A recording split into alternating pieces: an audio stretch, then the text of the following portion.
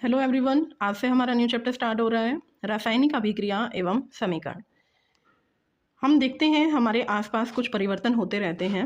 वो परिवर्तन दो तरह के होते हैं, एक है भौतिक परिवर्तन और रासायनिक परिवर्तन।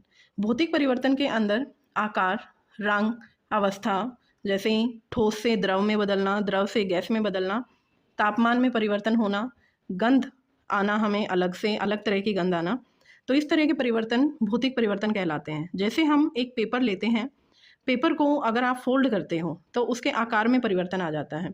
किसी चीज़ में आप कलर डालते हैं, उसके रंग में परिवर्तन आ जाता है। आप किसी चीज़ को गर्म करते हो तो वहाँ पर उसके तापमान में परिवर्तन आ जाता है। तो ये सब भौतिक परिवर्तन होते हैं। लेकिन अगर आप एक पेपर को जलाते हो तो पेपर को जलाने के बाद वो ऐश के अंदर, राख के अंदर परिवर्तित हो जाता है।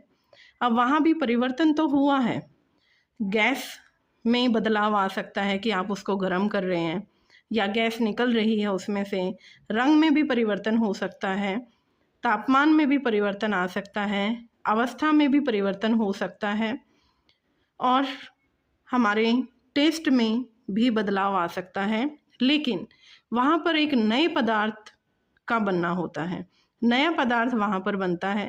पहले हमने जो पदार्थ लिया था उससे बिल्कुल नई तरह का अलग से पदार्थ बन जाता है।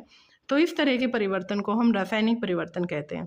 जैसे हम दूध से दही बनाते हैं, दूध हमारा तरल अवस्था में होता है, दही सेमी होता है, ना तरल ना ही बिल्कुल ठोस में होता है, लेकिन उसके जो गुण होते हैं वो बिल्कुल अलग होते हैं दही के दूध से। तो इस तरह से ये जो नई तरह के परिवर्तन आते हैं, मतलब एक नया पदार्थ बनता है, नए गुणों वाला बनता है, तो उसे हम कहते हैं रासायनिक परिवर्तन। अब क्योंकि यहाँ पर इस चैप्टर में हम रासायनिक परिवर्तन की ही बात करेंगे, तो रासायनिक परिवर्तन के अंदर जब एक या एक से अधिक पदार्थ मिलकर एक अभिक्रिया करते हैं और भिन्न गुणधर्म, मतलब अलग गुणधर्म वाला नया पदार्थ बनता है, तो इस परिघटना को हम कहते हैं रासायनिक अभिक्रिया। अब इस परिवर्तन को हम एक अभिक्रिया की फॉर्म में लिखते हैं। जैसे यहाँ पर लिखा हुआ है Mg+O2, बीच में एरो का निशान है, तीर का निशान है, फिर वहाँ से हमारा बनता है MgO। तो इस तरह से जब हम किसी भी अभिक्रिया को प्रेजेंट करते हैं उसे बोला जाता है रासायनिक अभिक्रिया। और इस रासायनिक अभिक्रिया के अंदर आप देखेंगे इस तीर के लेफ्ट साइड में हमारे पास मैग्नीशियम है Mg और ऑक्सीजन है, और राइट साइड में है MgO। तो जो लेफ्ट साइड में होते हैं इन्हें हम बोलते हैं अभिकारक, और जो राइट साइड में होते हैं एरो के, उसे बोला जाता है उत्पाद। मतलब जो बाद में अभिक्रिया करने के बाद बनेगा उसे हम कहेंगे उत्पाद। अब यहाँ पर जो अभिकारक होते हैं और जो उत्पाद होते हैं इनको हमें इक्वल करना होता है। इनमें जो परमाणुओं की संख्या होती है वो समान करनी होती है। जितना भार दाएं हाथ की तरफ है उतना ही बाएं हाथ की तरफ होना चाहिए। एक नियम होता है हमारा द्रव्यमान संरक्षण का नियम। द्रव्यमान मतलब जो उसका भार है। अब किसी भी रासायनिक परिवर्तन में जब होता है तो वहाँ पर द्रव्यमान ना तो कम होता है ना ही द्रव्यमान बढ़ता है। मतलब जितने आपने अभिकारक लिए हैं उतने ही मात्रा में उत्पाद बनेगा। तो इसीलिए हम द्रव्यमान संरक्षण के नियम को फॉलो करते हुए यहाँ पर हम रासायनिक अभिक्रिया को संतुलित करते हैं। संतुलित करना मतलब जितनी जो चीज़ अभिकारक है लेफ्ट साइड में है उतना ही हमारा राइट साइड में होना चाहिए। तो अब इस रासायनिक अभिक्रिया को संतुलित करने के लिए हमारे पास कुछ नियम होते हैं, एंड जो मेथड होता है यहाँ उसे बोला जाता है हिट एंड ट्रायल। मतलब जिस साइड आपको कम दिख रहा है उस साइड हम गुना कर देंगे, जिस साइड हमें ज़्यादा दिख रहा है वहाँ हम कोई परिवर्तन नहीं करेंगे। तो इस तरह से हमारे पास ये अलग अलग चरण होते हैं।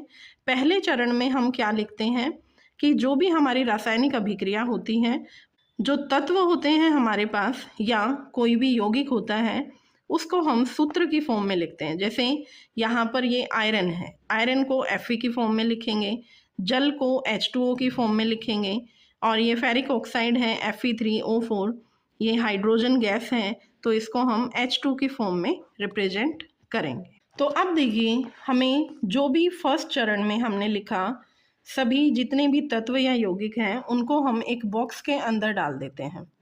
बॉक्स के अंदर अब हम कोई भी परिवर्तन नहीं करेंगे। जैसे ये बॉक्स के अंदर डल गया, जल बॉक्स के अंदर है Fe3O4 H2। अब यहाँ पर अंदर कुछ भी परिवर्तन नहीं करेंगे। उसके बाद है हमारा चरण 2।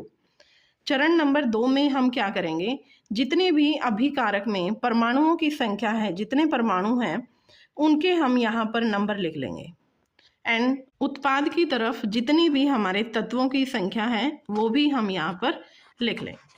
अब हमने क्या करना है, तीसरे चरण में जब ये संख्या लिखने के बाद, तो यहाँ हम क्या करते हैं, जो परमाणु हमारा अधिक संख्या में है, किसी भी तरफ है, चाहे लेफ्ट साइड में है या राइट साइड में है, तो जहाँ कम है उस तरफ हम उसको गुना कर देंगे। जैसे यहाँ देखें, हम ऑक्सीजन लेफ्ट साइड में 1 है और राइट साइड में 4 है, तो हम यहाँ चरण 3 में H2O को जो बॉक्स के अंदर रखा था 4 से गुना कर देंगे। तो ये होता है हमारा इनको संतुलित करने का तरीका। अब चौथे चरण में हम क्या करेंगे कि जितने भी हमारे तत्व कम हैं, जिस साइड कम है वहाँ सभी में हम गुणांक लगा देंगे। जैसे यहाँ हमारा आयरन है, राइट साइड में 3 था, यहाँ पर 3 से गुना कर दिया। फिर यहाँ हमने जल को गुना किया था 4 से, तो इधर 2 ही हाइड्रोजन थे, तो यहाँ हमने इसको भी 4 से गुना कर दिया। अब इसके बाद है हमारा चरण नंबर 5। अब इसमें हम क्या करते हैं कि जब हम इन सभी को संतुलित कर लेते हैं तो यहाँ हमें इनकी भौतिक अवस्था लिखनी होती है। मतलब जो भी तत्व या यौगिक हमने लिए हैं और जो बने हैं वो किस अवस्था में उपस्थित हैं। जैसे यहाँ पर जो आयरन है वो सॉलिड ठोस में है तो S लिख देंगे, जल होता है तरल अवस्था में होता है तो यहाँ पर हम L लिखेंगे। अब Fe3O4 है हमारा सॉलिड ठोस में होता है, S लिखेंगे। H2 है G गैस, यह अवस्था में होता है। कभी कभी जब हम चीज़ों को पानी के अंदर मिलाते हैं तो पानी के अंदर मिलाने के बाद यहाँ पर हम उसको जलीय अवस्था में लिखते हैं, AQ की फॉर्म में यहाँ पर लिखा जाता है। अब बेटा जब हम रिएक्शन को संतुलित कर देते हैं तो वहाँ हम देखेंगे कि हमारे पास बहुत सारे यौगिक होते हैं, एंड यौगिक के साथ साथ कुछ तत्व होते हैं, कुछ गैसीय अवस्था में होते हैं। तो हमारा कई बार क्वेश्चन आ जाता है MCQ में कि सीधा सीधा कोई भी तत्व या यौगिक का नाम लिख देते हैं और वो कलर पूछ लेते हैं कि इसका क्या कलर रहेगा। तो ये टेबल है आपके सामने, आप इस टेबल को 2 से 3 बार अच्छे से पढ़ेंगे। जैसे यहाँ पर Fe है आयरन, आयरन का ग्रे कलर होता है। FeSO4 होता है, यौगिक है, ये ग्रीन कलर का होता है। Fe2O3 ब्राउन कलर है। Cu red brown, copper sulphate blue. फिर कॉपर सल्फेट यहाँ पर देखिए AQ मतलब ये जलीय अवस्था में है, कॉपर सल्फेट के साथ जल की मात्रा है। यहाँ पर क्रिस्टलीकरण होता है बहुत सारे यौगिकों में कि उनके अंदर कुछ मात्रा में जल के कण होते हैं। जैसे कॉपर सल्फेट के साथ CuSO4 के साथ .5H2O आपको बहुत जगह लिखा हुआ मिलेगा। 5H2O का मतलब है कि उसका क्रिस्टलीकरण होता है और 5 जल के कण उसके साथ मिले हुए होते हैं। और CuSO4S मतलब ठोसी अवस्था में, सॉलिड में। जब हम CuSO4 एक्वस वाले को गर्म कर देते हैं तो कुछ समय के बाद हम देखते हैं वो सफ़ेद रंग में परिवर्तन हो जाता है उसका। क्यों? क्योंकि जितने भी जल के कण थे वो सारे बाहर निकल जाते हैं। CuNO32 ब्लू ग्रीन कलर में है, CuS ब्लैक कलर में है, CuO भी ब्लैक कलर होता है, CuCl2 ग्रीन कलर है। तो इस तरह से आप ये टेबल देखेंगे और आप इनको पढ़ेंगे क्योंकि ये MCQs के अंदर आता है। और ये है हमारा आज का लेक्चर। इसके अंदर आप इसको अच्छे से पढ़ेंगे क्योंकि ये बहुत बार ये क्वेश्चन आए हुए हैं हमारे कि किसी भी तत्व या यौगिक का नाम है और उसको किस कलर में वो रहता है